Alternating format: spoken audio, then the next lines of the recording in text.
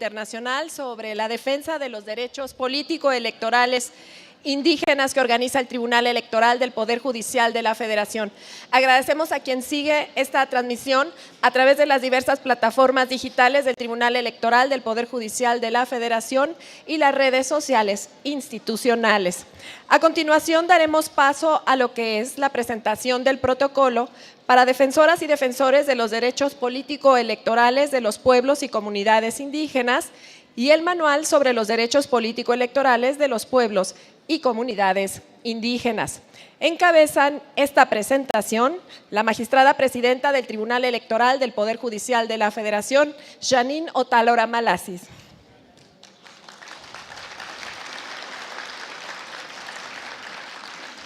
Agradecemos la presencia de la magistrada de la Sala Superior del Tribunal Electoral, Mónica Aralí Soto Fregoso. Con el mismo agrado damos la más cordial bienvenida al magistrado de la Sala Superior del Tribunal Electoral del Poder Judicial de la Federación, Reyes Rodríguez Mondragón. Para moderar esta mesa se encuentra con nosotros el coordinador de Jurisprudencia, Seguimiento y Consulta del Tribunal Electoral del Poder Judicial de la Federación, maestro Alejandro Santos Contreras. Sin más preámbulo, cedemos el uso de la voz de manera respetuosa al moderador de esta presentación. Adelante, maestro. Muchas gracias, Lucy. Es un honor compartir este presidium, esta mesa, con las magistradas y magistrados de la Sala Superior del Tribunal Electoral del Poder Judicial de la Federación. Bienvenidas, magistradas, presidenta Janine Otálora Malasis y magistrada Mónica Aralí Soto Fregoso. Magistrado Reyes Rodríguez Mondragón, bienvenidos. Agradezco su asistencia y participación en el Seminario Internacional sobre la defensa de los derechos político-electorales indígenas, el cual forma parte de la celebración del Día Internacional de los Pueblos y Comunidades Indígenas. Agradezco también la presencia a las y los representantes de diversas comunidades y pueblos indígenas de nuestro país. Bienvenidos sean todos y todas ustedes. México es uno de los países con mayor diversidad pluricultural y esa riqueza se encuentra sustentada originalmente en sus pueblos y comunidades indígenas, lo que equivale a aproximadamente 26 millones de personas que en México se autorreconocen como integrantes de 62 pueblos indígenas.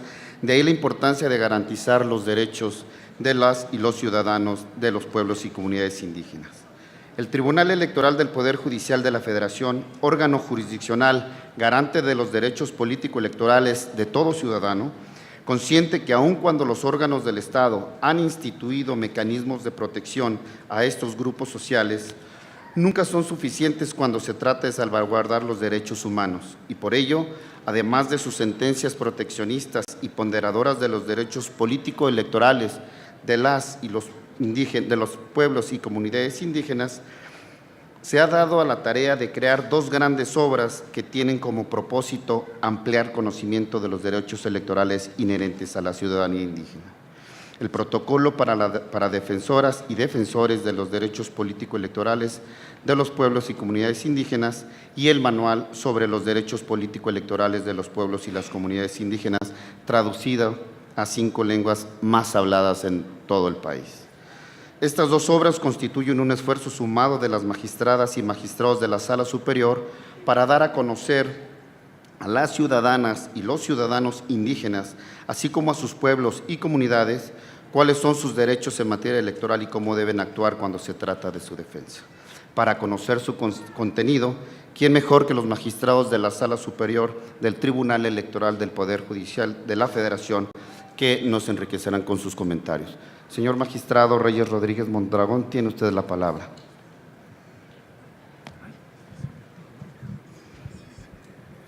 Muy buenas tardes a todas y todos ustedes. Gracias por invitarme a esta mesa en donde estamos presentando el protocolo para defensoras y defensores de los derechos político-electorales de los pueblos y comunidades indígenas, así como el manual sobre derechos político-electorales para estas comunidades.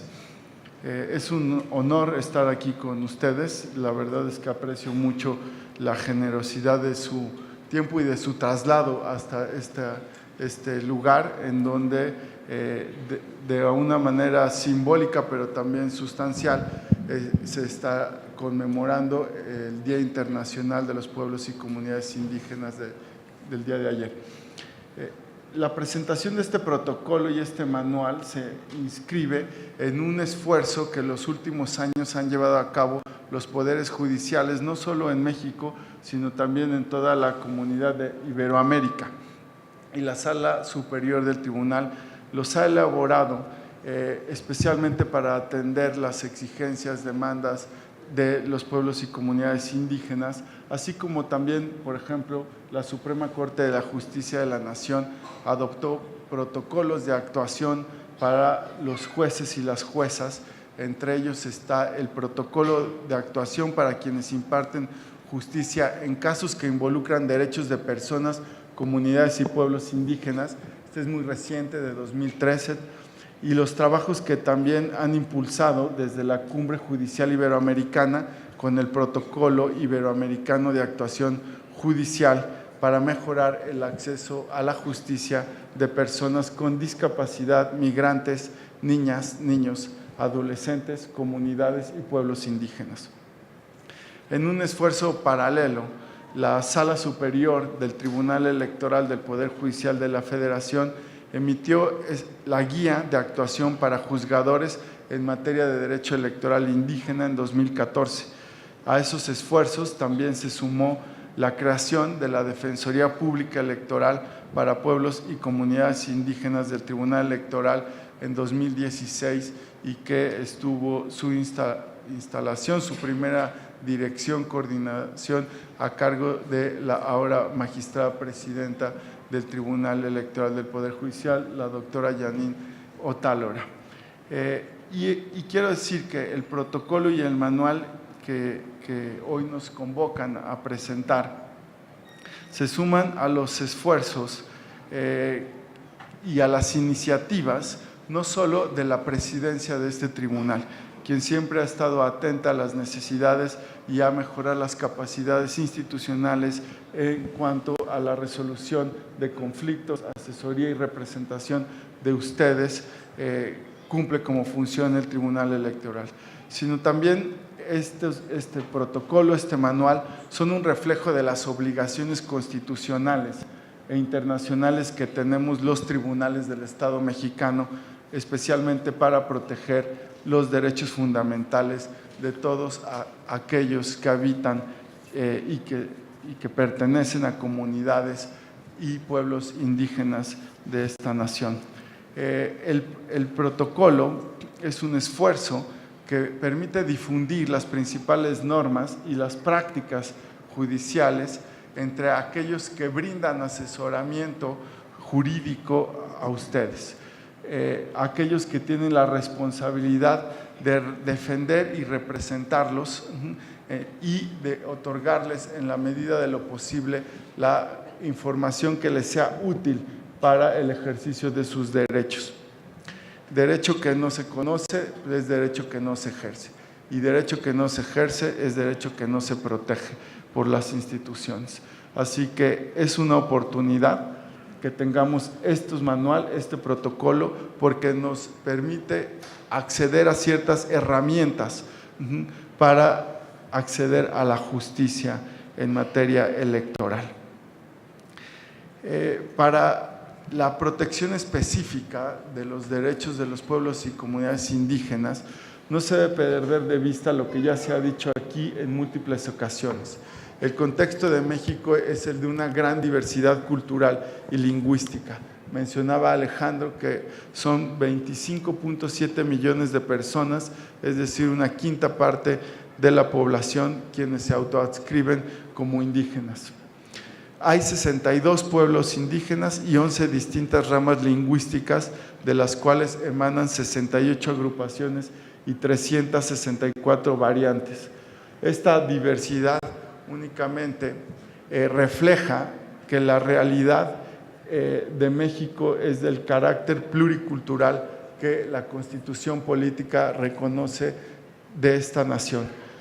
Y ese carácter pluricultural a nosotros quienes impartimos justicia nos obligan a preguntarnos cuáles son las consecuencias jurídicas que derivan de una convivencia con tal diversidad. ¿Qué derechos y principios tenemos que aplicar para que se respeten y se fomenten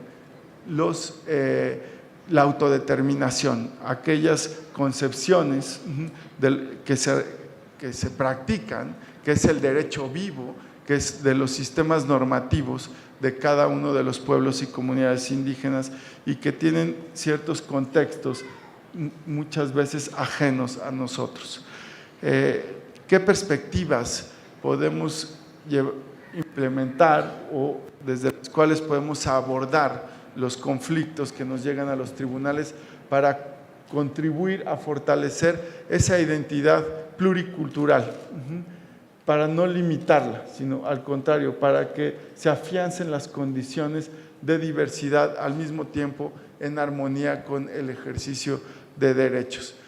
Sin duda, las reformas que ha tenido este país al artículo 2 de la Constitución, desde principios de los 90 y en los 2000, han tenido como fin, entre otros, que las personas indígenas sean parte de los procesos democráticos, de los mecanismos de participación política ciudadana, pero a la vez se reconoce, en mi opinión, con el mismo estatus constitucional, las normas fundamentales que garantizan la organización y la autonomía de los pueblos y comunidades indígenas, sus formas tradicionales de acceso a la representación y el ejercicio de esta noble y digna tarea de servir al público, de servir a los integrantes de una comunidad.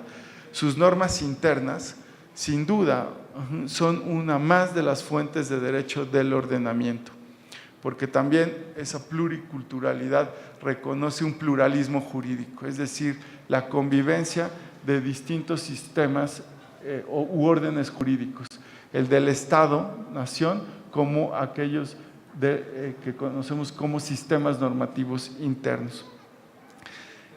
Esto nos presenta una doble dimensión del ejercicio de los derechos, la que es individual y colectiva, reconociendo los derechos de las personas, pero también del conjunto, de la identidad, de la solidaridad grupal, como también un pluralismo legal, en donde quienes somos operadores del derecho, quienes ejercemos la tarea de juzgar, tenemos que hacer compatible o por lo menos entender que ciertas normas del derecho positivo mexicano pueden estar en tensión con las de los pueblos y comunidades indígenas, pero que el reconocimiento de ese pluralismo legal necesariamente obliga a un análisis en donde se ponderen, en donde se pongan en convivencia y se llegue a una determinación en casos concretos sobre cómo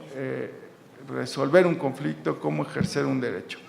En particular, la reivindicación de los derechos indígenas como derechos fundamentales es la respuesta jurídica, la respuesta institucional a la demanda de reconocimiento de un estatus en condiciones de igualdad de la población indígena, de un derecho al desarrollo de las comunidades, de las personas indígenas. Sin embargo, el mero reconocimiento no ha sido suficiente cuando se carecen muchas veces de las herramientas necesarias para comprenderlos, para conocerlos, para interpretarlos, de forma tal que se traduzcan en beneficios reales, que se lleven al derecho vivo, es decir, al derecho que regula día con día la interacción cotidiana de los pueblos indígenas al interior de sus comunidades, pero también intercomunitariamente y en relación con las autoridades del Estado mexicano.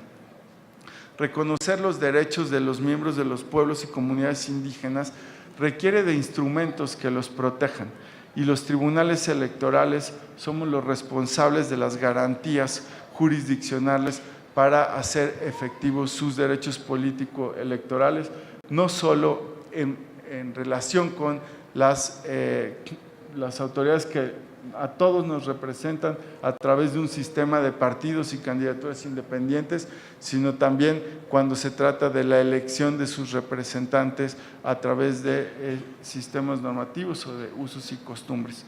De tal manera que el acceso a la justicia para los miembros y comunidades indígenas a veces se ve obstaculizada porque los operadores jurídicos u otros actores ajenos a las comunidades no adoptan las medidas efectivas o las estrategias que consideran y las condiciones socioeconómicas, culturales, lingüísticas y en muchos casos los procesos judiciales tal como están diseñados son ajenos a estas instituciones comunitarias o no facilitan la resolución de conflictos a través de mecanismos de conciliación, de deliberación interna o llegar a acuerdos que son idóneos considerando sus prácticas, considerando aquellos objetivos que autónomamente ustedes se plantean. El protocolo y el manual reconocen implícitamente que hay condiciones que limitan, restringen o dificultan el acceso a la justicia. Y lo que se buscan es darles guías, darles lineamientos, orientaciones, y sobre todo a quienes ejercen la defensoría. Porque con estos instrumentos se puede ir caminando en un Estado que garantice la igualdad sustantiva y el deber de adoptar medidas necesarias para garantizar la efectividad de los derechos, reconociendo y haciendo frente a las dinámicas de exclusión, mismas que no pueden estar justificadas de ninguna manera en una democracia igualitaria, en una democracia que protege libertades y reconoce el pluralismo cultural como definición de una nación. Estos postulados, estos principios no son exclusivos del orden jurídico mexicano. Ustedes saben que hay instancias internacionales como la Corte Interamericana de Derechos Humanos que explica cómo para garantizar el acceso a la justicia sin obstáculos y sin discriminación, el Estado debe asegurar que los pueblos indígenas no tengan que hacer esfuerzos desmedidos o exagerados para acceder a los centros de administración de justicia. En relación a esto, el Tribunal Electoral ha tomado decisiones desde hace varios años en donde se consideran estos esfuerzos y se abre el acceso a la justicia, ¿sí? No necesariamente yendo en contra de reglas, por ejemplo, procesales para la presentación de sus demandas. Al contrario, ha sido un ejercicio de interpretación que armoniza el acceso a la justicia con el reconocimiento de estas limitaciones. Inclusive, sus características económicas y sociales, así como otras particularidades que pueden representar una situación de especial vulnerabilidad, tienen que ser tomadas en cuenta para contribuir a una justicia especializada. La Defensoría Pública Electoral del Tribunal, que atiende a pueblos y comunidades indígenas, ha sido y es uno de los primeros mecanismos institucionales que implementó este tribunal para acortar la distancia que existe entre derechos de pueblos y comunidades indígenas y su verdadera efectividad. La Defensoría ha tenido como principal objetivo y función canalizar las demandas de las comunidades a través de medios de impugnación, que muchas veces son complejos, sí, que muchas veces toman más tiempo del que ustedes esperan también. Sin embargo, nosotros como jueces, como juezas, tratamos de construir las mejores soluciones y eso requiere tiempo de deliberación porque sabemos que una decisión puede incidir en las condiciones e interrelación sociocultural y política de la vida cotidiana de ustedes. El protocolo es otro instrumento que va a fortalecer las funciones de la Defensoría, pero sobre todo va a ayudarnos a difundir, a tener apertura respecto de las buenas prácticas que se deben llevar a cabo quienes les dan asesoría y representación en el ejercicio de sus derechos político-electorales. El documento brinda conceptos básicos, se refiere a precedentes judiciales, a sentencias de tribunales nacionales y regionales, y tiene como objetivo canalizar efectivamente la procuración de la defensa de sus derechos. Este protocolo, por supuesto, que sirve también a todas las personas que por sí mismas quieren acceder y presentar demandas ante el Tribunal Electoral. También el manual que estamos presentando y que se distribuye en este foro, en este seminario, de manera sencilla y útil, busca darles una guía, un mapa de ruta para quienes deciden acudir a la justicia electoral. Es un avance sin duda este manual, porque está dirigido y pensado principalmente para las propias comunidades, para sus integrantes.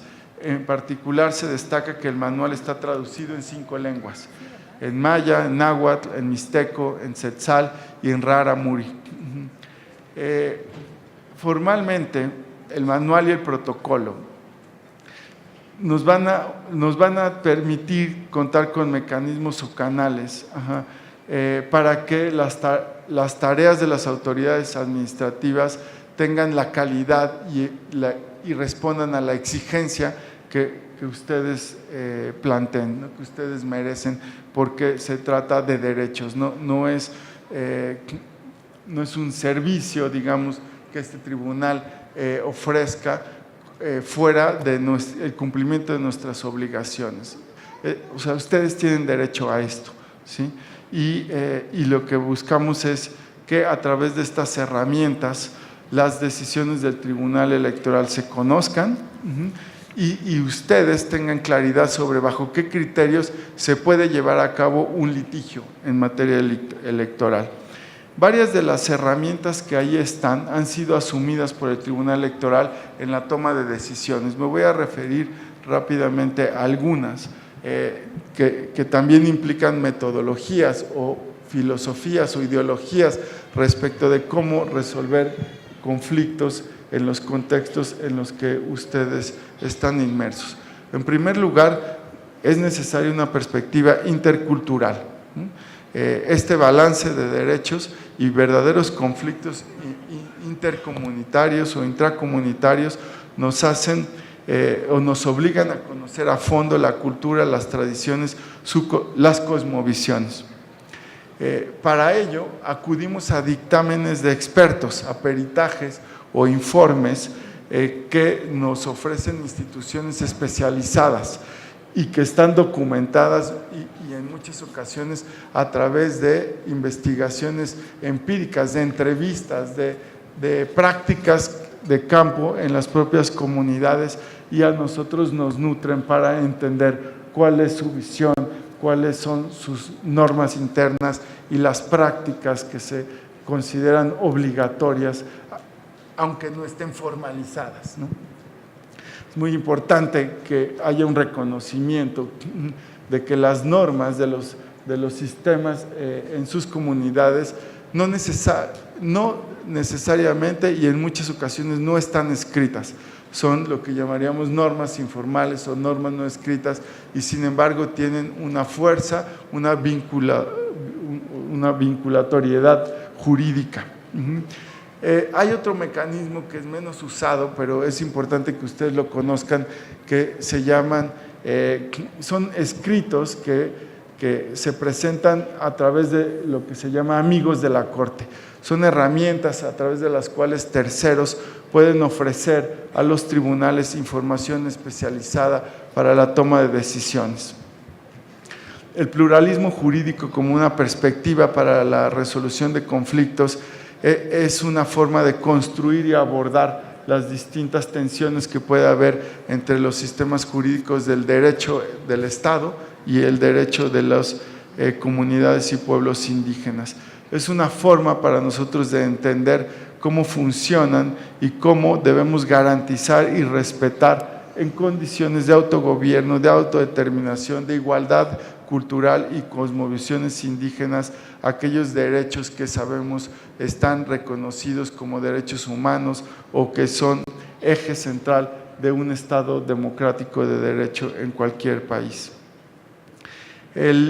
Estas herramientas, como el manual y el protocolo, nos van a facilitar llegar a ustedes de tal manera que nuestras decisiones también puedan ser más comprensibles. Hay un esfuerzo por darle claridad a las decisiones cuando se trata de conflictos sobre comunidades y pueblos indígenas. Se ve reflejado en un apartado de las sentencias en donde se resume de una manera más clara, de una manera sintética el conflicto y en algunas ocasiones también se ordena las traducciones y que se den a conocer a través de audios, a través de escritos que se pegan en los lugares a los que comúnmente las personas en los pueblos y comunidades indígenas se informan. Tal cual como lo ha hecho la Sala Superior, es muy importante para nosotros el análisis contextual y cultural que nos permite resolver cuando hay alguna confrontación al interior de la comunidad y se demanda la nulidad de las elecciones. A veces las problemáticas de fondo inclusive no están dadas por los mecanismos de elección. Sabemos que muchas veces los conflictos de fondo tienen que ver con el uso y el acceso a recursos económicos o simplemente a cómo se toman decisiones para hacer efectivos los servicios y bienes públicos a los que ustedes tienen derecho y necesitan acceder cotidianamente.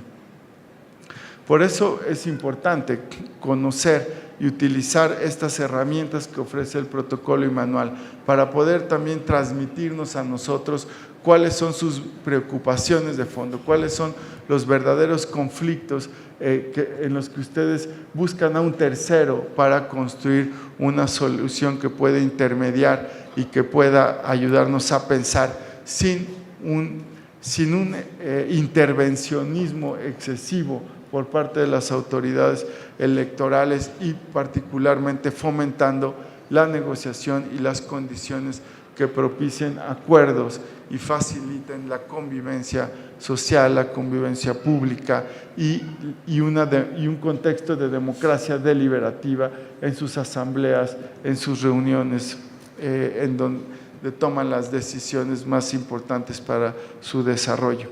El manual y el protocolo no son puertos de llegada, sino son unas hojas de ruta para que ustedes puedan emprender una salida al ejercicio efectivo de sus derechos. Implícitamente el protocolo y el manual invitan a una reflexión y también a su crítica. Estos instrumentos no son dinámicos, necesariamente tienen que ser dinámicos y se ponen al debate entre ustedes.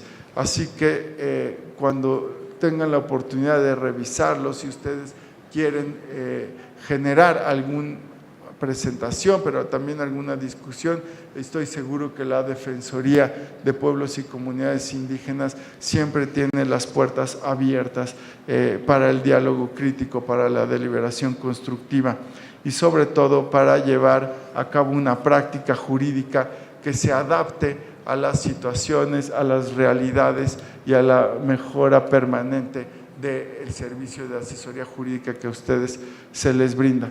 Para el tribunal, la estabilidad de los sistemas de gobierno indígena es un factor muy relevante y que se debe valorar siempre como parte de su derecho al autogobierno, a la autodeterminación.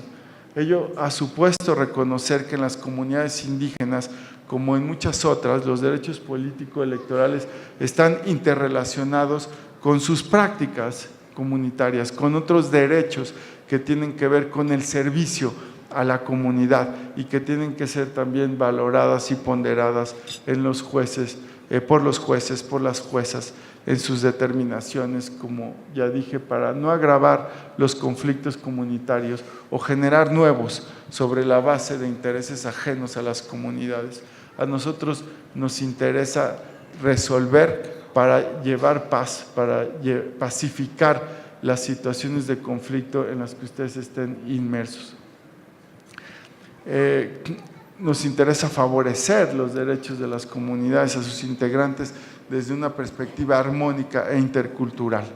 Y bueno, por último, me gustaría enfatizar que estas herramientas que estamos presentando tienden a generar en la justicia electoral indígena conclusiones y supuestos y percepciones diferentes, pero desde esa diferencia también permiten formar una mayor interdependencia entre los sistemas de protección de los derechos políticos electorales del Estado y las culturas y tradiciones de los pueblos ancestrales.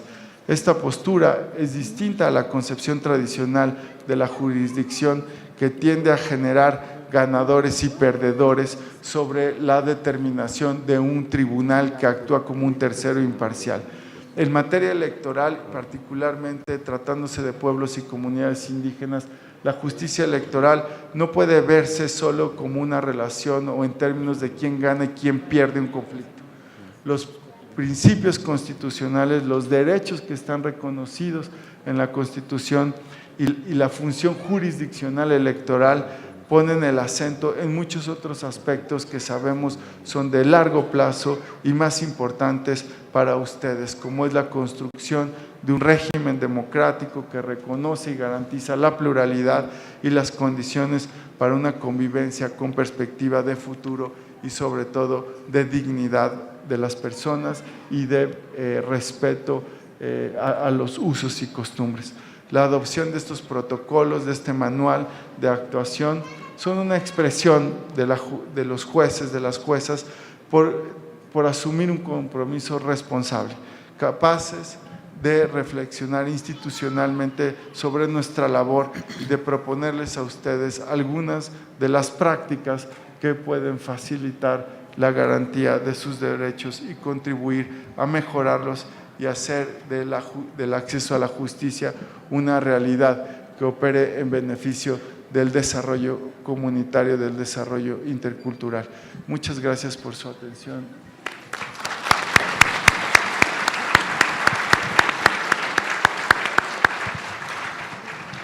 Muchas gracias, magistrado Reyes Rodríguez Mondragón, por sus palabras tan enriquecedoras y expresar en esencia el contenido de estas dos grandes obras que hoy presentan los magistrados. Ahora otorgo el uso de la voz a la magistrada Mónica Aralí Soto Fregoso. Magistrada, muchas gracias. Muchísimas gracias, querido Alejandro. Muy buenas tardes a todas y a todos. Es un gran honor poder estar compartiendo con ustedes este espacio y que nos brinden parte de su tiempo tan valioso. Saludo a mis compañeros de mesa y de pleno, la magistrada presidenta de la Sala Superior y del Tribunal Electoral del Poder Judicial de la Federación, la doctora Yanín Otálora Malasís, mi compañero, querido amigo también Reyes Rodríguez, magistrado de la Sala Superior, y también saludo al moderador y gran amigo maestro Alejandro Santos.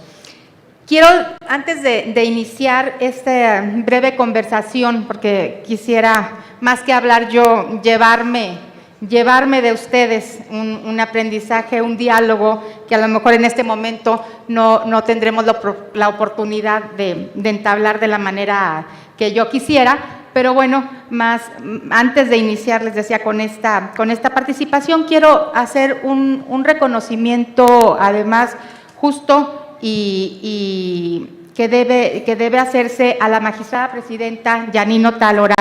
Quiero decirles que sin duda hoy no podríamos estar aquí presentando estos importantes documentos, ni está el Tribunal Electoral del Poder Judicial de la Federación en un estatus, ni la justicia electoral con respecto a la justicia de los pueblos y comunidades indígenas, si no fuera en gran medida por el esfuerzo y compromiso y pasión que la magistrada Yanino Tálora le ha puesto a estos derechos, a la protección de los derechos fundamentales en lo individual y colectivo de las personas y los pueblos y que integran los pueblos y comunidades indígenas. Magistrada, gracias por tenernos hoy aquí, por estar en este nivel de diálogo y en este nivel también jurídico al que nos ha llegado en gran parte por toda su acción, y todo el protocolo además ha sido impulsado de una manera muy constructiva y entusiasta por la presidenta. Anteriormente también, cuando ella era la titular de nuestra área de la Defensoría de los Pueblos y Comunidades Indígenas. Entonces, creo que esto nos permite tener una visión muy clara de hacia dónde va el tribunal también en la defensa y protección de los derechos político-electorales, guiados, por supuesto, por nuestra presidenta. Muchas gracias, presidenta, por tenernos aquí. Bueno, también quiero hacer un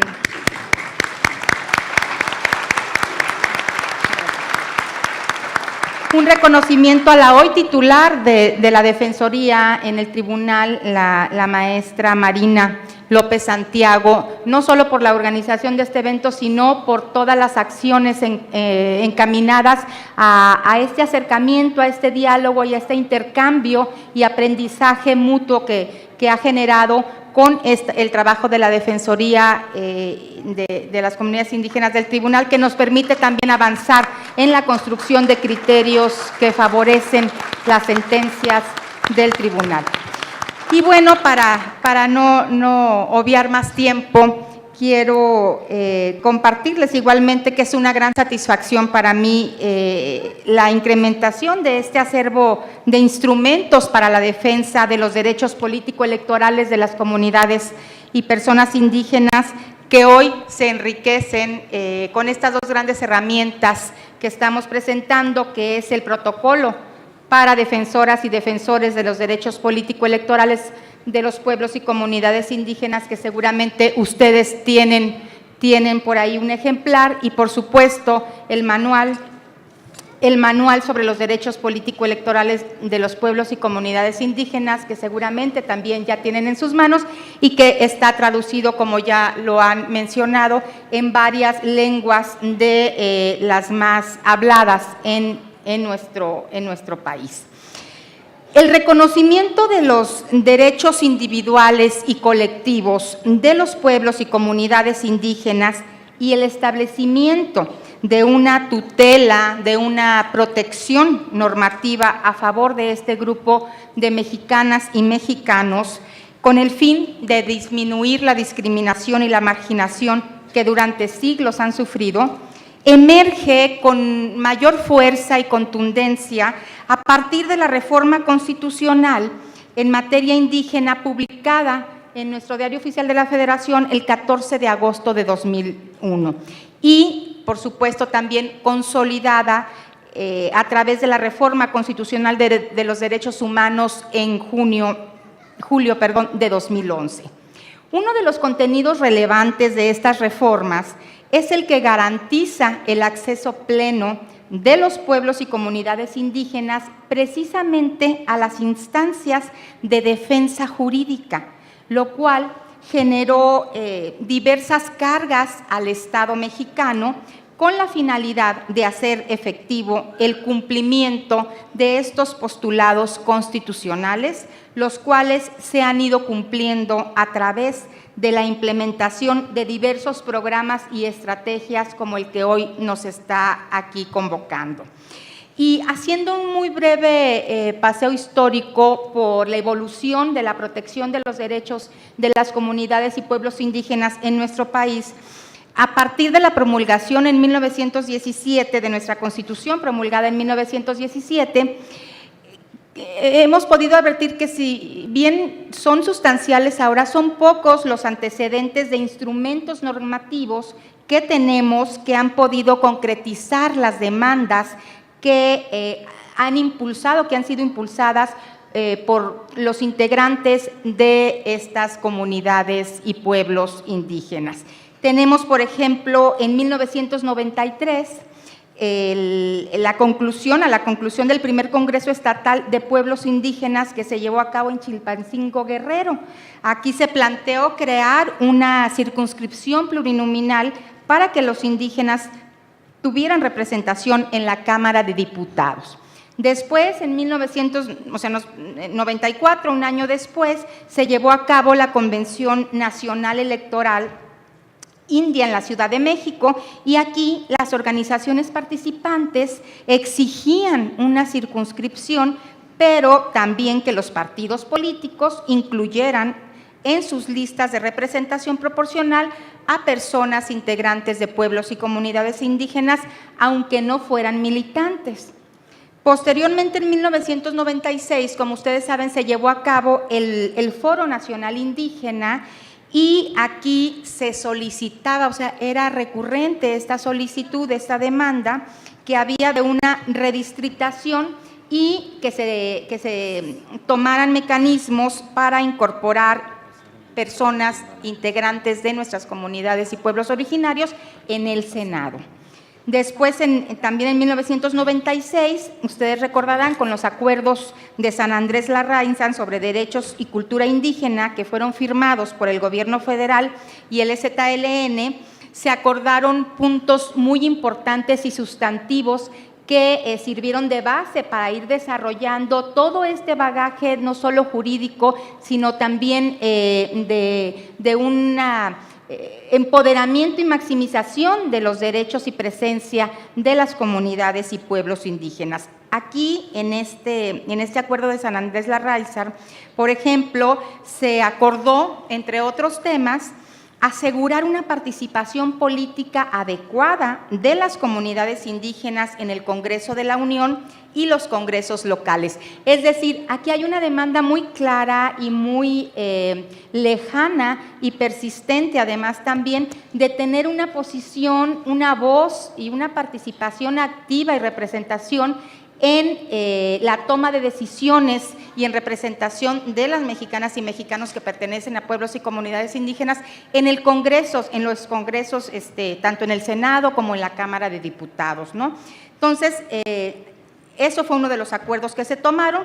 También se garantizó la efectiva participación de los pueblos indígenas en la difusión y vigilancia de estos procesos. Por otro lado, también se tomó como acuerdo garantizar la organización de los procesos de elección y nombramientos propios de las comunidades o pueblos indígenas en su ámbito interno, así como reconocer otras formas de organización, métodos de designación de representantes en toma de decisiones en las asambleas de consulta popular y el establecimiento de los agentes municipales o figuras afines que sean electos o en su caso nombrados por los pueblos y comunidades indígenas. Creo que también aquí se sienta una gran base de lo que es esta demanda ya ancestral e histórica de los integrantes de nuestras comunidades indígenas.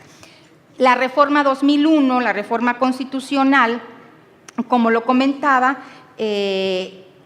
aquí se considera inacabada, si bien es cierto podemos considerar inacabada esta reforma, porque además dejó pendiente en esos tiempos mejorar la representación indígena en los 3 niveles de gobierno. También dejó pendiente la acción afirmativa consistente en una cuota de representación indígena en los congresos y la división política que ha segmentado de alguna manera a las comunidades y pueblos indígenas. Y bien, posteriormente, como hemos ido viendo, les decía brevemente, esta evolución, en esta reforma de 2001, la reforma constitucional, sí se reconocieron los derechos individuales y colectivos de los pueblos indígenas con el objeto de establecer una tutela, una protección normativa a favor de estas personas y de estos pueblos y poner fin a la discriminación y marginación que durante mucho tiempo se ha sufrido. Dentro de los aspectos relevantes de la reforma, el día de hoy nos ocupa el que es el relativo a garantizar el acceso pleno de los pueblos y comunidades indígenas a las instancias de defensa jurídica. Nuestra Constitución establece en su artículo 2 y específicamente en la fracción 8ª del apartado A que las comunidades indígenas tienen derecho al pleno acceso a la jurisdicción del Estado y que para garantizar ese derecho en todos los juicios y procedimientos en los que sean partes, en lo individual o colectivamente, se deberá tomar en cuenta sus costumbres y especificidades culturales.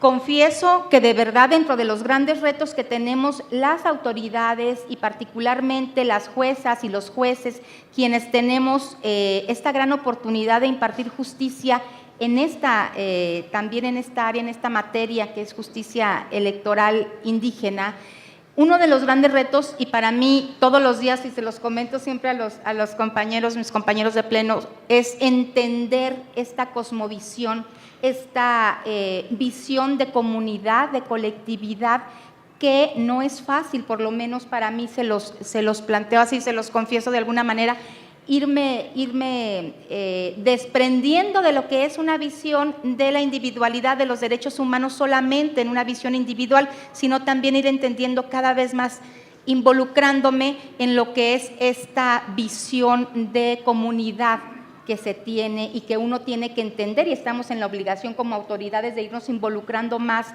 y en eso hago mi compromiso, de tratar de involucrarme mucho más, pero es a través del diálogo, de la cercanía, de la comunicación, de la plática, del estar cerca, ir entendiendo esta visión y ir repensando lo que es la conceptualización de nuestra democracia, ¿no?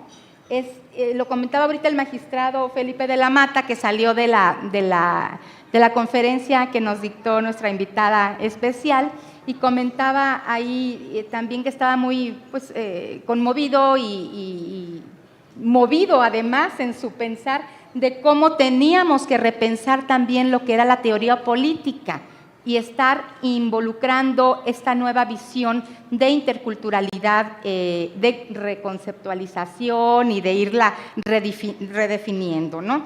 Y bueno, sigo adelante. Digo, a partir de este reconocimiento de los derechos de los pueblos y comunidades indígenas, se ha generado, como ya lo manifestó también el magistrado Reyes, diversas cargas al Estado mexicano, con la finalidad de hacer efectivo precisamente el cumplimiento de estos postulados constitucionales de los que hemos hablado, y que al respecto el Tribunal Electoral ha dado pasos firmes y contundentes en esta obligación que tenemos de ponernos al servicio. La justicia tiene que estar al servicio de la comunidad y es obligación de nosotros entender cómo viven, cómo se organizan para poder realmente hacer justicia comunitaria y justicia indígena. Es sin duda importantísimo que entendamos estos conceptos de lo que es la autoadscripción, lo que es el tequio, lo que son todas estas figuras importantes y ancestrales que sustentan las bases de la organización política de las comunidades indígenas. Y yo comento muchas veces que un tribunal y el Tribunal Electoral, más que resolver medios de impugnación que nos pongan en la mesa, más bien tenemos la obligación de disolver conflictos que se generen, en este caso en materia político-electoral, que puedan poner en riesgo lo que es nuestra democracia incluyente y lo que es nuestra paz social. Entonces tenemos una doble responsabilidad para entender todo el contexto y poder aportar desde esta instancia una solución a los conflictos y no generar con nuestras resoluciones un conflicto más, ¿no? Porque pudiéramos tener muchas veces resoluciones muy contundentes, pero rígidas, que estén basadas en una visión no sensible a la cosmovisión de colectividad y comunidad que nos obliga a tener al juzgar materia político-electoral indígena. Y bueno, aquí de manera muy breve también, ya lo señaló el magistrado Reyes, este protocolo que estamos hoy presentando y este manual no son libros que de verdad sean para tener una palomita más del tribunal o para sumarlo a la vasta bibliografía que emite el Tribunal Electoral, sino realmente ha sido creado como una herramienta, para aportar una herramienta de defensa para los justiciables y para las justiciables. Queremos que sea una base importante para que ustedes puedan saber qué es lo que pueden hacer, qué es lo que tienen que hacer cuando consideren violentados sus derechos político-electorales como comunidades y pueblos indígenas en lo individual o en lo colectivo. Entonces, yo les invito de verdad a verlo, a revisarlo, en caso de que esté de alguna manera no totalmente al alcance a lo mejor tiene algunos aspectos técnicos que se ha tratado de que no, pero que vayan con algunos tecnicismos. Es muy importante, y lo hacemos además también a partir con la Defensoría, de ponernos nosotros en la mejor disposición para ponerlo al alcance en todos los conceptos y en todo lo que refiera, para que realmente sea una herramienta para ustedes, una herramienta para las defensoras y los defensores y, por supuesto, para las personas que pertenecen a estas comunidades. Ha sido traducido en varias lenguas, precisamente también para abonar a este diálogo y para nosotros estarnos poniendo en comunicación más directa y más estrecha con ustedes. Hay un tema, y como he estado rehaciendo mi presentación ahorita después de la presentación también del magistrado Reyes, y al ver que nos acompañan y que el foro de hoy no solamente son abogados, abogadas o especialistas, sino también representantes directos de nuestras comunidades, he tratado de modificar un poco la participación que traía para poder entablar un diálogo más directo y menos técnico, sino una comunicación más estrecha con ustedes. Y bueno, les decía, este protocolo es una guía, si bien es cierto, no es una ley, es algo que hay que dejarlo claro. Un protocolo no es obligatorio para las juezas, para los jueces el atenderlo, pero es muy importante y es una herramienta muy sustantiva porque nos va dando una guía, un paso a paso de qué hacer, cómo identificar cuando se nos ha violentado los derechos político-electorales, ¿no? Es muy importante ir generando esta cultura del desarrollo de competencias, que es el sabernos que somos sujetas y sujetos de derechos. Todos tenemos que tener muy claro que somos como seres humanos sujetas y sujetos de derechos. Pero además hay que conocer cuáles son estos derechos que tenemos y además conocer cuáles son los mecanismos o las herramientas que tenemos para defender nuestros derechos cuando consideramos que han sido violentados. Eso es uno de los propósitos de estos documentos que estamos hoy poniendo en sus manos y que yo de verdad les invito a explorarlos y a tenerlos muy de cerca, porque son para ustedes una gran herramienta. Hay un tema, no sé cómo voy de tiempo, hay un tema también muy importante y muy sustantivo que se trata y que abarca también el protocolo, y es el tema de los derechos político-electorales de las comunidades, pueblos indígenas, de las personas, pero además hay algo muy particular que lamentablemente hemos tenido que enfrentar en juicios que se han puesto en nuestra jurisdicción, y que es la violación a los derechos políticos en los pueblos indígenas hacia las mujeres o por ser mujeres. Entonces, bueno, es también un conflicto muy grande el poder entender los usos y costumbres y protegerlos de verdad, pero sin menoscabar los derechos fundamentales de unas y de otros. Ese es otro gran reto que tenemos por delante, que no solamente lo tenemos las autoridades jurisdiccionales, los tribunales, lo tenemos en conjunto porque es una corresponsabilidad que tenemos al interior de las comunidades y al interior también de los órganos que impartimos justicia electoral.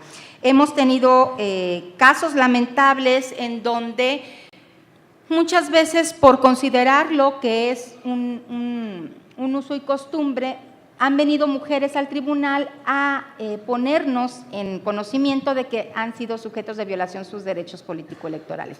El tribunal lo que ha tratado de hacer es este gran esfuerzo de ponderar, es decir, de poner en un equilibrio uno y otro derecho para no ponerlos en conflicto, sino hacerlos armónicos y permitir ir avanzando en la protección de usos y costumbres y del sistema normativo, pero además con la participación de las mujeres al interior de los mismos y que no se vaya considerando como que se vayan a estar perdiendo usos y costumbres por estar solicitando a las mujeres que pertenecen a estas comunidades tener una participación activa. Tenemos innumerables casos ya, pudiera decir yo, en esta materia de defensa de los derechos político-electorales de las mujeres en las comunidades indígenas y por un lado pudiera pensar que lamentablemente tenemos muchos casos de estos, pero yo creo que no, trato de poner siempre en positivo las cosas y creo que afortunadamente están llegando estos casos porque no creo que no es que no se dieran antes, sino que no se estaban visualizando y no se estaban peleando, por decirlo de alguna manera, esta posición de poder estar en unas condiciones de igualdad al interior de los usos y comunidades indígenas. Tenemos el gran reto, las autoridades, de conciliar, les decía yo, lo que son derechos humanos, lo que son usos y costumbres y lo que y el sistema normativo en sí, que es lo que hay que preservar sin duda alguna, pero además de la mano con la dignidad de todos y de todas las integrantes. Uno de los casos importantes que les pudiera muy brevemente platicar, por ejemplo, es un caso que se dio en Chenaló, Chiapas, en donde una mujer fue electa presidenta municipal, hubo una situación de conflicto y tuvo que renunciar. Entonces ella viene y aparte tuvo que desplazarse de su pueblo, de su comunidad, para poder estar a salvo. Viene al tribunal fuera de tiempo, si lo vemos en términos muy estrictos de procedimientos jurídicos.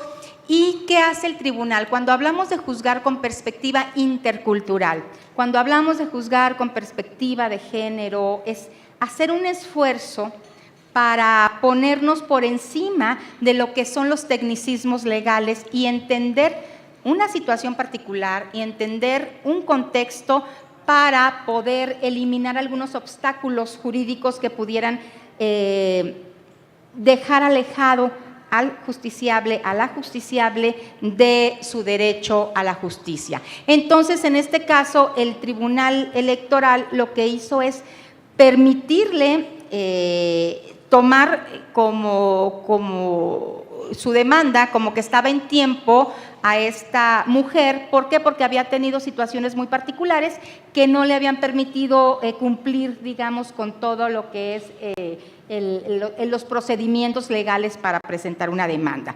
La mujer esta, Rosa Pérez, por cierto se llama, ella se le reconoció que fue obligada a renunciar, que fue obligada a desplazarse para proteger su seguridad física, la de su familia. Además, el Tribunal Electoral en esta sentencia, haciendo una interpretación intercultural y un juzgamiento con esta visión, lo que hizo fue restituirle sus derechos de presidenta municipal electa por su comunidad y además tomar medidas de reparación, como fue, además de la reinstalación, también obligar y vincular a autoridades estatales y autoridades municipales y federales para que garantizaran que la presidenta municipal pudiera restablecerse en el cargo para el que fue electa y llevar a cabo su periodo en el ayuntamiento, ¿no? Aquí también es muy importante algo que el tribunal hizo, que fue tomar medidas de protección para la presidenta municipal para garantizarle su seguridad y, por supuesto, el ejercicio del cargo sin violencia. Hoy ella está actualmente ejerciendo el cargo, pero siempre estamos, con la mejor esperanza de que las cosas se vayan dando y concluya ella el cargo con una completa convicción de su comunidad de que al haber sido ella electa como presidenta municipal, se le respete su periodo y puedan avanzar en la solución de los problemas de la comunidad y que puedan de esta manera también ir construyendo esta democracia al interior y con la visión de la comunidad misma. La participación y la inclusión de las mujeres no la vean como una imposición ni como un quebranto a sus usos y costumbres. Yo creo que de tiempo ya estoy al término. Nada más quisiera reiterarles que esta visión que hoy comparto y me atrevo a decirlo así con mis compañeros y mi compañera presidenta de Pleno, es estar cada día más involucrados, más cerca y más conscientes del esfuerzo que tenemos que hacer para tener esta visión de impartir justicia con el principio de protección de la normativa de las comunidades y los pueblos indígenas y con esta visión intercultural. Sin duda alguna estaré buscando siempre un espacio para estar más cerca y tener un diálogo mucho más cercano y entrañable con ustedes, de quienes siempre me llevo un gran aprendizaje. Muchísimas gracias por esta oportunidad.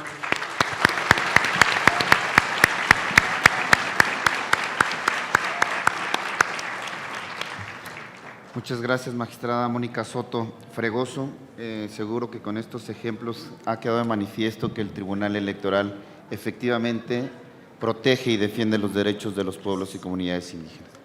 Enseguida cedo el uso de la palabra a la magistrada presidenta Janine Otálora Malasis. Magistrada, muchas gracias. Muchas gracias, Alejandro. Nuevamente, buenas tardes. Les agradezco a todas y a todos que sigan aquí puntualmente. Y ya dijeron la magistrada Mónica Soto y el magistrado Reyes Rodríguez, mucho sobre estos dos documentos, tanto el manual como el protocolo, que se presentan el día de hoy. Yo solo quisiera puntualizar algunos temas. Creo que lo esencial y el mensaje que estamos mandando con este evento y con esta mesa en particular es que el Tribunal Electoral no solo resuelve casos, no solo dicta sentencias, sino que tiene también una parte esencial que consiste en la capacitación y la transmisión de conocimientos y de experiencias, pero también la construcción de diálogos que permiten, lo decía ya desde la inauguración, diálogos que permiten construir sentencias más adaptadas a la realidad social que en dicho momento está tratando el juez de dilucidar. Y en estas tareas de formación y de investigación es donde se inscriben elementos y eventos como elementos como el manual y el protocolo. Y con ello lo que buscamos es generar un cúmulo de conocimientos en las partes y también en los juzgadores. La creación de la Defensoría Pública Electoral para Pueblos y Comunidades Indígenas respondió a una necesidad que ya era apremiante de fortalecer la protección de los derechos políticos de los pueblos y comunidades indígenas, particularmente en lo que se refiere a su acceso a la justicia. Era una deuda que tenía el Estado mexicano hacia estas comunidades, es decir, retomando las cifras citadas anteriormente, hacia una quinta parte de la población de México. Y ello se advierte desde el tribunal cuando, después de 10 años de estar resolviendo juicios en la materia, resuelve 2.400 asuntos, y en todos ellos se va percibiendo la necesidad de facilitar el acceso a la justicia, garantizando con ello un debido proceso y todas las garantías de audiencia. En efecto, lo decía el magistrado Reyes Rodríguez: si no se conoce un derecho, no se puede ejercer, y si no se ejerce, tampoco se puede defender. Y el derecho de acceso a la justicia es un derecho fundamental para el goce efectivo de cualquier derecho humano. Solo garantizando una protección jurisdiccional ante cualquier situación que pueda resultar una lesión de un derecho es cuando podemos realmente garantizar su ejercicio real. Y este acceso a la justicia es particularmente importante para las comunidades indígenas, que con frecuencia se encuentran y se enfrentan ante obstáculos geográficos, de distancia, económicos y también de lengua, ante autoridades jurisdiccionales que no manejan las lenguas indígenas. Por eso insisto en los logros de esta Defensoría Electoral, que ha recibido en aproximadamente un año un total de 152 asuntos, de los cuales la mayoría han sido de defensa, y cabe señalar, la mayoría de ellos han sido ganados ante los tribunales. Sin embargo, lo que es realmente trascendente de posicionar a la Defensoría como un puente entre los colectivos y las instituciones de justicia electoral. El día que se logre realmente que los integrantes de las comunidades indígenas vean a la Defensoría como una instancia a su servicio, gratuita, profesional, imparcial, entonces podremos realmente decir que se logró la finalidad de acercar la justicia electoral. El día de hoy se presentan dos documentos que con estos me parece que se cierra un acervo documental. Hace 3 años el Tribunal Electoral presentó el protocolo para impartir justicia con perspectiva intercultural. Existe el protocolo, habrá que actualizarse porque los criterios han estado cambiando. Hace unos meses se presenta el protocolo para las y los defensores en materia electoral, y hoy el manual, por primera vez, el manual sobre los derechos político-electorales de pueblos y comunidades indígenas. Y con esto, desde los integrantes de las comunidades indígenas tienen la herramienta para conocer cuáles son sus derechos políticos, así como todos aquellos que se dedican al litigio, conocer cuáles son las buenas prácticas para defender el ejercicio de estos derechos, y quienes son jueces tener las herramientas para poder dictar resoluciones con una perspectiva intercultural. Y estos documentos, quiero decir que lo importante y lo esencial es que son hechos a partir de prácticas, de la práctica profesional de defensoras, de defensores, de jueces, en el caso del documento para impartir justicia con perspectiva de género. Y esto es lo que nos lleva, creo que cuando uno se hace la pregunta de cómo defender y cómo juzgar ante justamente las comunidades indígenas, y quiero pensar en particular en estados, por ejemplo, como Oaxaca, En estados como Morelos, en donde tienen a los auxiliares en los municipios que son electos ahí por sistemas de usos y costumbres, en Oaxaca por sistemas normativos, en Chiapas, que tiene un sistema mixto en el que primero se eligen a los precandidatos, digamos, acorde con un sistema normativo y ya posteriormente entran los partidos políticos. Esto se logra, entre otros, a partir de una tesis que ya tiene el Tribunal Electoral y que ha sido un criterio que ha venido a romper paradigmas. Este criterio establece que el sistema jurídico mexicano se integra por el derecho indígena y por el derecho formalmente legislado. ¿Y qué se entiende en esta tesis por el derecho indígena? Justamente todo el conjunto de los diversos sistemas normativos y de usos y costumbres que existen en toda la República, entendiendo que el derecho formalmente legislado es aquel que emana de los congresos. Pero también entendiendo, como ya fue dicho en la conferencia anterior, que la democracia no se limita a aquellos procesos electivos en los que intervienen autoridades constitucionalmente nombradas, designadas, sino también la democracia es aquella que emana de los propios acuerdos ciudadanos, es decir, de los sistemas normativos.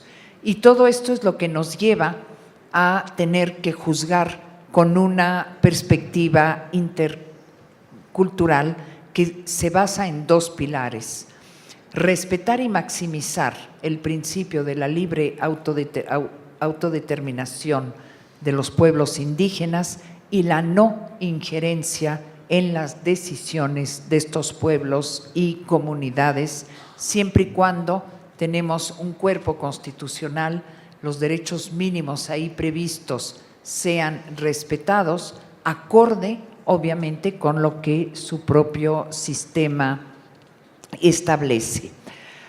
El manual que estamos presentando el día de hoy contiene justamente una guía de cómo se lleva a cabo la cadena impugnativa. Es una guía compleja dentro de un sistema federal porque tenemos desde las instancias locales hasta las instancias federales, pudiendo llegar hasta la sala superior. Son tres herramientas, tres instrumentos que se caracterizan por ser dinámicos. Se han hecho a partir de diálogos con ustedes, se irán actualizando a través de estos mismos diálogos y a través también de la evolución de los criterios que tiene la propia sala superior.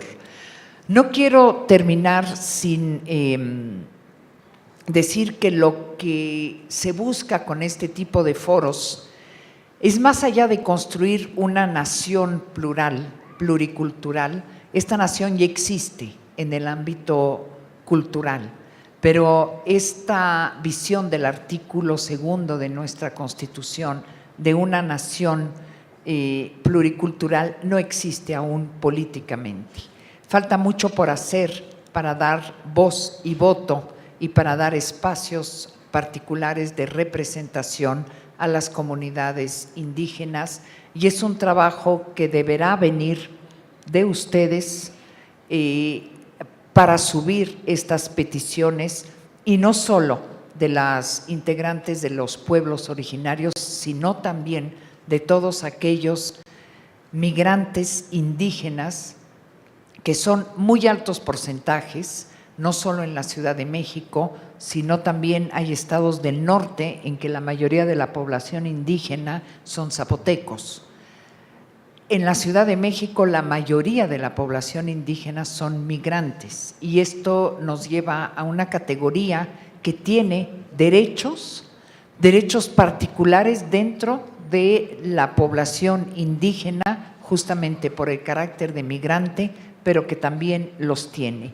Y habrá que preguntarse también y trabajar sobre la representación política de los migrantes indígenas que residen en el extranjero, particularmente en Estados Unidos. Por ende, es un trabajo que solo empieza y en el cual hay mucho por hacer. No quiero terminar sin antes decir que uno viene, se sienta y presenta documentos como el protocolo y el manual, pero estos son producto de trabajo de quienes están en el terreno. Un reconocimiento no solo a la maestra Marina López, sino al extraordinario equipo de defensores y de colaboradores de la Defensoría. Nada más aquí veo a Eginardo, creo que veo a Zimba, seguramente hay más, sin quienes este protocolo no hubiera podido ver la luz, y un reconocimiento al director de jurisprudencia Alejandro Santos y a todo su equipo de trabajo, porque ustedes finalmente arrastran la pluma, hicieron posible este manual. Entonces, un gran reconocimiento y bienvenidas las críticas y comentarios que una vez que hayan visto estos documentos puedan transmitirnos para mejorarlos. Muchas gracias.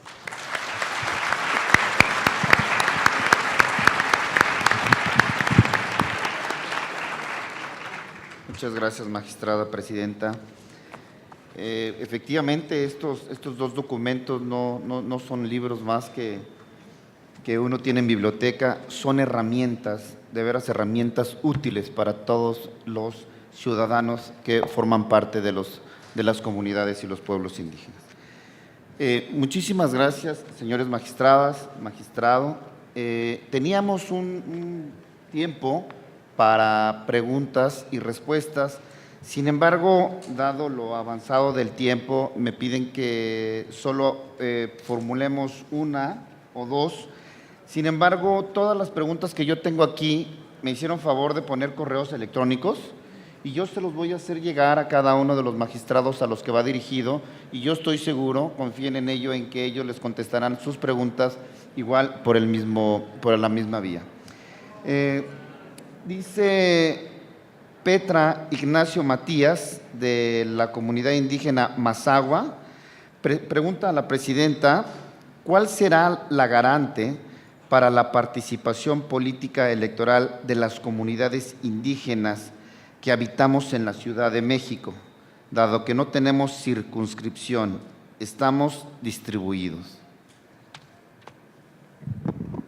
Sí, muchas gracias por la pregunta. Voy a tener mucho cuidado de cómo contesto para que no digan después de que ya me posicioné en un asunto y que entonces ya no puedo resolver. Únicamente diré lo que en alguna ocasión platicaba con una mujer de la Ciudad de México y le decía que lo que había que pedir era el derecho político electoral de ser votados como migrantes indígenas, no como indígenas. ¿Cuál fue la experiencia cuando se da el constituyente de la Ciudad de México? Que la Sala Superior le ordena al Instituto Nacional Electoral que incluya un lugar dentro de los 10 primeros, y no voy a discutir sobre el hecho de que haya sido un lugar, no fue una decisión en la que yo participé, para los representantes indígenas de la Ciudad de México. El Instituto Nacional Electoral toma los lineamientos correspondientes y dice que, entre otras cosas, se requiere el apoyo del pueblo originario y por ende quedan excluidos el 80% de los migrantes indígenas. Había ahí un vicio en el planteamiento de la demanda y yo pienso que los migrantes indígenas de la Ciudad de México tienen el mismo derecho de participar, pidiendo que se reconozca perfectamente bien la diferenciación que hay en este tema de migrante o perteneciente a un pueblo originario. No diré más para… Gracias, presidenta. Una más, si me lo permiten, al magistrado Reyes Rodríguez Mondragón. Pregunta Julia Flores, del Valle de Chalco. Quiero saber a qué institución nos podemos dirigir para exigir nuestros derechos como indígenas y si el Tribunal Electoral nos protege en cuestiones legales. Sí, el Tribunal Electoral, a través de la Defensoría, les puede dar un asesoramiento cuando se trata de derechos político-electorales bueno, analizan si la cuestión que se les consulta está dentro de sus facultades para poder llevar a cabo alguna representación. Bueno, y hay otras instituciones, claro, ¿no? Cuando se trata de otro tipo de derechos. Como sabemos, algunos de las inquietudes o problemáticas tienen que ver con la tierra, o sea, y tenemos una Procuraduría Agraria en el país que también, si bien los sujetos a quienes se dirige la oferta de procuración de justicia agraria son todos aquellos que son titulares en algún núcleo ejidal o comunal. Muchos de los pueblos indígenas están en esa situación y tratándose de agrario, pues está esta Procuraduría Agraria. Tenemos otras instituciones como el CDI, que no lo conozco bien, pero hace también un trabajo de asesoría que puede servir de consulta. El mismo Instituto Nacional Electoral, a partir de una resolución de la Sala Superior, está obligado a llevar a cabo consultas a los pueblos y comunidades indígenas para la conformación de los distritos electorales, de los distritos en donde tienen la posibilidad de ejercer un voto y representación, cuando en estos distritos hay un 40% de habitantes que son personas consideradas indígenas. Y bueno, hay seguramente otras instancias en otras materias, no tengo, digamos, a la mano todas, pero inclusive los congresos estatales a nivel local y a nivel federal, la Cámara de Diputados o el Senado de la República, tienen algunas comisiones u oficinas en donde se reciben peticiones y desde ahí las canalizarán a las instancias que sean competentes. Entonces, me parece que hay instituciones, hay oportunidades para acudir a alguna orientación y depende de la problemática, pues cuál es más pertinente en algunos casos, ¿no? Muchas gracias, magistrado.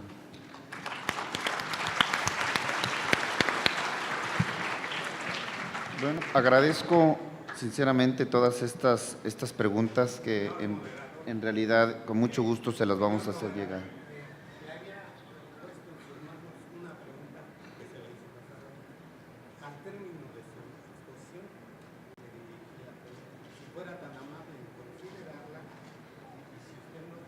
Sí, yo se la contesto ahorita al terminar.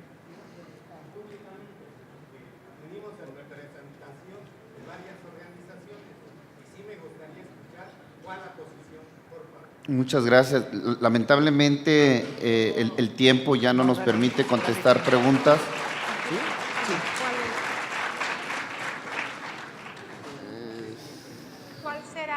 ¿Cuál es su nombre para saber cuál es?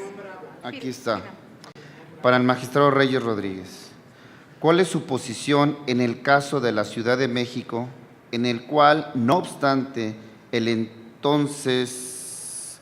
la nueva Constitución, a nuestros derechos políticos para cargos de elección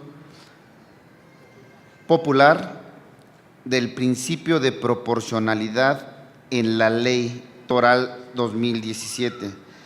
Se nos anulan al no considerar los que solo con una queja se actúa.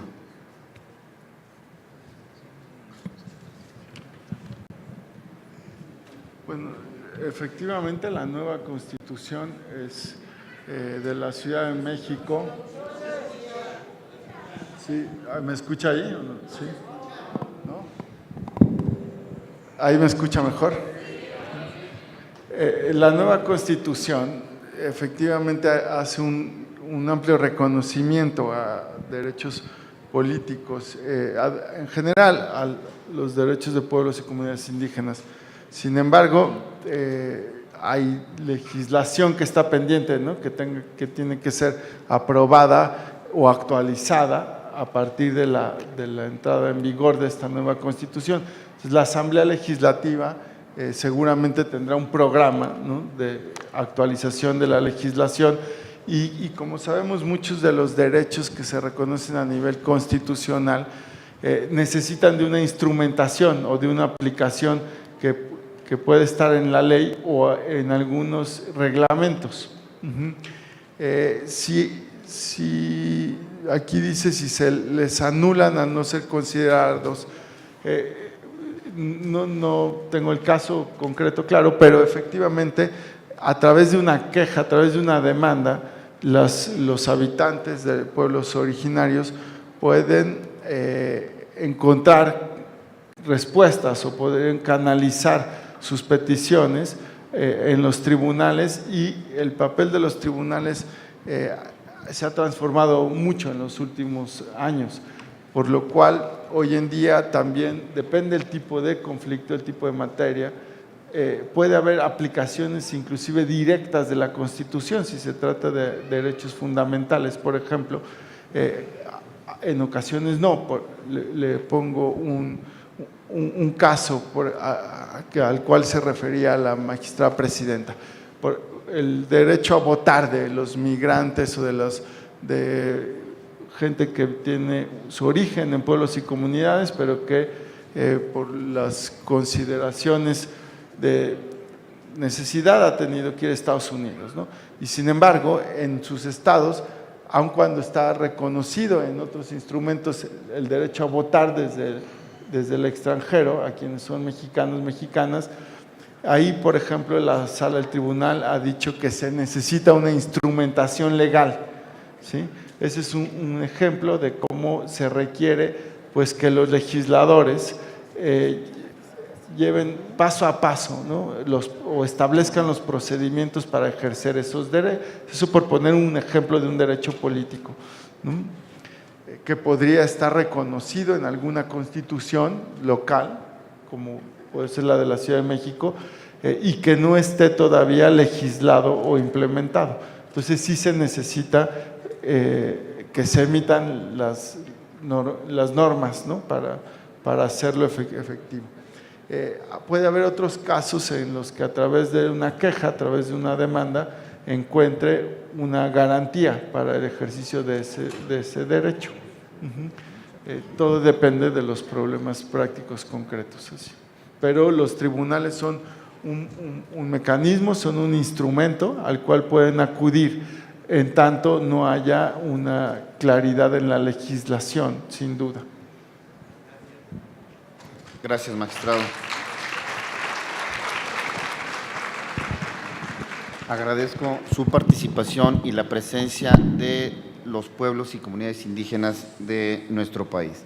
Muchísimas gracias, magistrada presidenta, magistrada Mónica Soto, magistrado Reyes Rodríguez, por la presentación de estas dos grandes obras del tribunal. Por último, nada más le pediría a la magistrada presidenta si entrega, por favor, a los participantes el reconocimiento de esta mesa.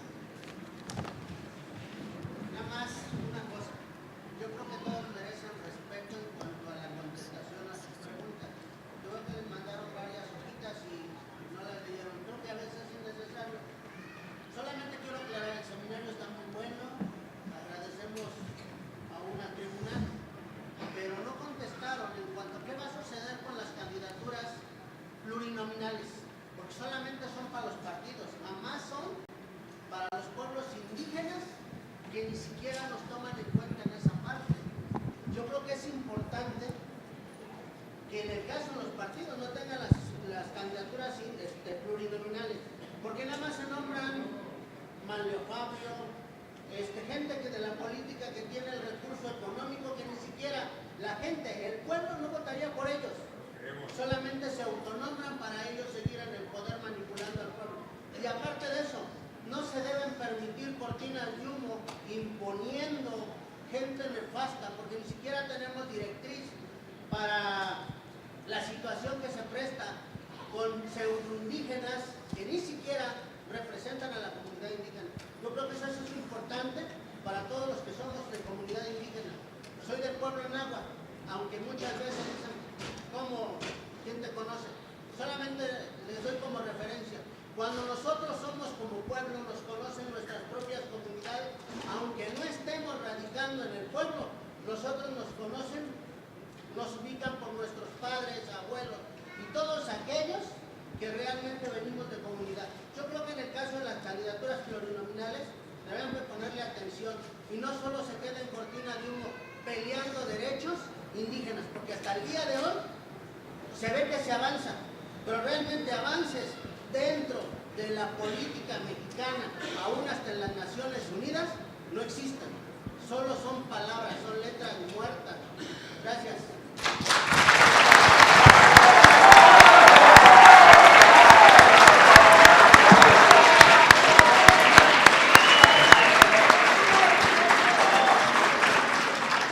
Le voy a contestar a su pregunta, estaba aquí, de hecho, formulada. El ejercicio de los derechos políticos es algo que tenemos que construir entre todos. La parte del Tribunal Electoral se limita a dictar una sentencia dando el reconocimiento y reconociendo un pleno ejercicio de un derecho político. A modo de ejemplo, ya citó la magistrada Soto el caso de una presidenta municipal en Chiapas. Acaba esta integración de resolver un asunto del Estado de México. Creo que por aquí estaba una de las actoras, de las ciudadanas que vino a impugnar, el asunto de que en el Estado de México se prevé un representante de las comunidades indígenas en el ayuntamiento, pero no tiene voz ni voto. Pero, ¿qué es lo que hicieron los ciudadanos del Estado de México? Acudieron a la Defensoría, promovieron su juicio, nosotros resolvimos y les dimos en parte la razón. Creo que lo que usted plantea es un verdadero problema de la nación mexicana, pero como tribunal no lo podemos resolver si ustedes no presentan la demanda o el juicio. No podemos hacer pronunciamiento.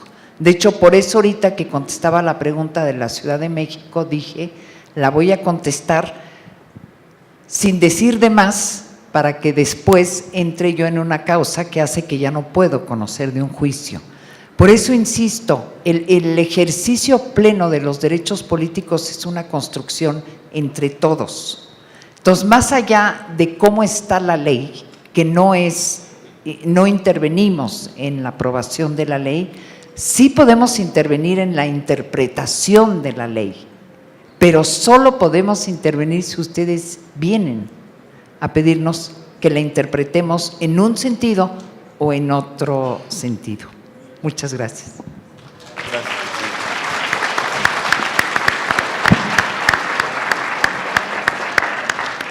Agradecemos ampliamente a las autoridades que nos acompañaron en la presentación de estos dos importantes instrumentos para proteger los derechos políticos de los pueblos indígenas. Magistrada, por favor, magistrada presidenta, entregaremos, si usted nos los permite, los reconocimientos a quienes participaron en esta presentación.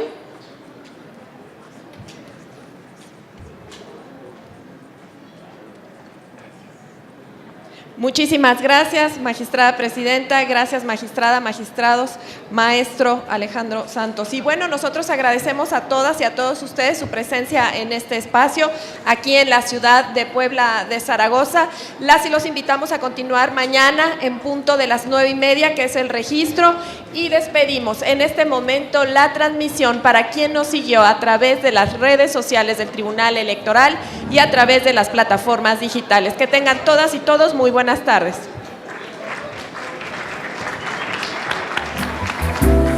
In the beautiful world, I wish I was special.